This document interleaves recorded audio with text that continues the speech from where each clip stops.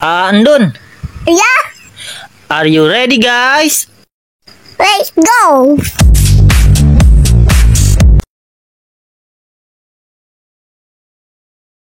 Assalamualaikum warahmatullahi wabarakatuh. Kembali lagi di channel Andun bersama Andun. Dalam dunia Islam, jika kita berbicara buku atau kitab apa yang usianya paling lama dan masih berpengaruh atau relevan hingga saat ini, sudah pasti jawabannya Al-Quran. Tapi, tahukah teman-teman, ternyata ada satu buku selain Al-Quran yang sudah berusia lebih dari 1000 tahun dan memiliki pengaruh yang sangat besar hingga saat ini. Bahkan, yang membaca bukan hanya muslim, melainkan juga non-muslim, dan para pemikir-pemikir hebat seperti Galileo Galilei, Johannes Kepler, René Descartes, hingga Leonardo da Vinci. Judul asli buku ini dalam bahasa Arab adalah Kitab Al-Manazir. Namun, jika kita translatekan ke bahasa Latin menjadi Book of Optics. Buku ini merupakan karya Ibnu Al-Haytham atau jika di Eropa dikenal dengan Al-Hazen. Buku ini adalah buku sains paling berpengaruh dalam sejarah sains di Eropa bahkan seluruh dunia. Karena tanpa buku ini mungkin sampai sekarang tidak akan ada yang namanya kamera. Walaupun buku ini sudah 1000 tahun, namun buku ini masih relevan hingga saat ini. Nah, dalam video kali ini, Andun akan sedikit membahas mengenai sosok Ibnu Haytham dan bukunya, serta mengapa buku ini menjadi karya besar di dunia hingga saat ini. Tapi sebelumnya, jangan lupa like, comment, subscribe dulu videonya supaya Andun makin semangat buat kontennya. Yuk kita bahas. Jika masih ada yang mengira Newton adalah bapak optik dunia, mungkin referensi mereka mengenai para ilmuwan sains masih kurang, karena para ilmuwan dan organisasi dunia yang berkaitan dengan sains pun mengakui bukan Newton melainkan orang ini yang berhak disebut sebagai bapak optik dunia. Siapa dia? Ya, Ibnu Al-Haytham atau Al-Hazen. Karyanya, Kitab Al-Manazir yang usianya sudah 1000 tahun ini atau sudah ada 700 tahun sebelum Newton lahir dan masih menjadi sumber referensi para ilmuwan hingga hari ini, itu menegaskannya. Ibnu Al-Haytham merupakan ilmuwan muslim di abad ke-11. Ketika itu, Islam sedang berada dalam masa keemasannya. Dunia barat menyebutnya The Islamic Golden Age. Bagi sebagian besar umat muslim khususnya di Indonesia, mungkin tidak banyak yang mengenalnya. Namun perlu diketahui, di Eropa nama Ibnu Al-Haytham ini sangat terkenal. Bahkan disejajarkan dengan Galileo Galilei dan Newton. Karena Ibnu Al-Haytham ini merupakan peletak dasar ilmu tentang penglihatan, optik, dan cahaya. Inilah yang membuatnya disebut sebagai The Father of Optics. Saking dihormatinya Ibnu Al-Haytham di dunia, bahkan UNESCO pernah mengadakan perayaan International Years of Light pada 2015 yang bertujuan mengenang 1000 tahun karya Al-Haytham. Acara tersebut merupakan kampanye global Ibnu Haytham untuk mempromosikan ilmu cahaya demi manfaat kita semua. Salah satu penemuan Ibnu Al-Haytham yang paling merevolusi pandangan sains dunia saat itu adalah saat Al-Haytham berhasil menjelaskan bagaimana cara mata kita bekerja, yang juga dituliskannya dalam bukunya Al-Manazir. Sebelum adanya teori Ibnu Al-Haytham, sebenarnya para ilmuwan dan filsuf Yunani seperti Ptolemy dan Euclid sudah membahas mengenai cara kerja mata ini. Namun, pada saat itu mereka berteori manusia bisa melihat karena ada cahaya keluar dari mata yang mengenai objek. Hal ini dibantah oleh Ibnu Al-Haytham.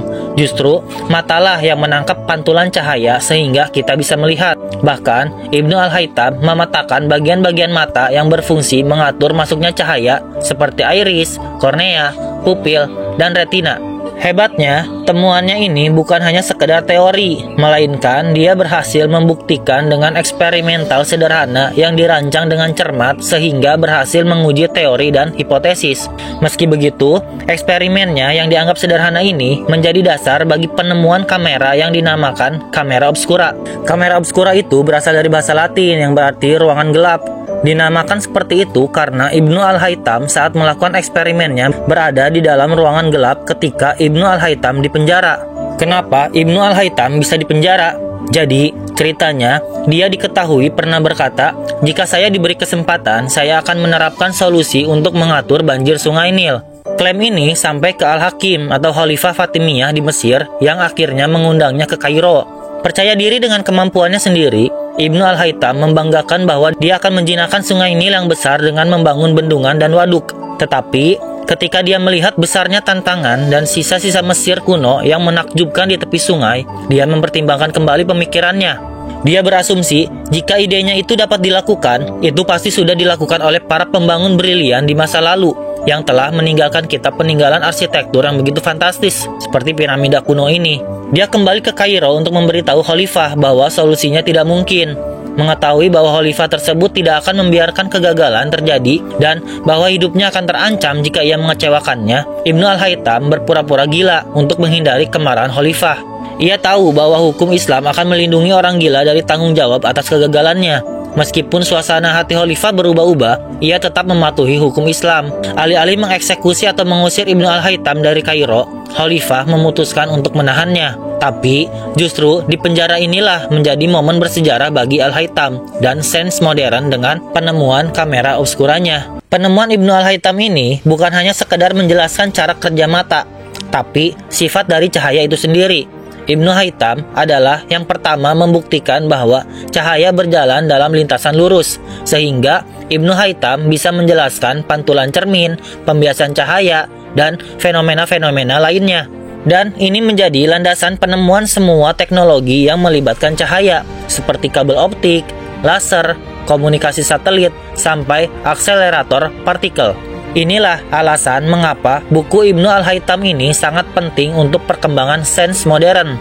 Apa yang kita pelajari di sekolah dalam bab optik seperti cermin, pembiasan cahaya, lensa, cara kerja kamera, mikroskop, teleskop, semuanya berasal dari buku yang usianya 1000 tahun ini. Walaupun sayangnya Ibnu Al-Haytham tidak pernah disebutkan di buku-buku sekolah.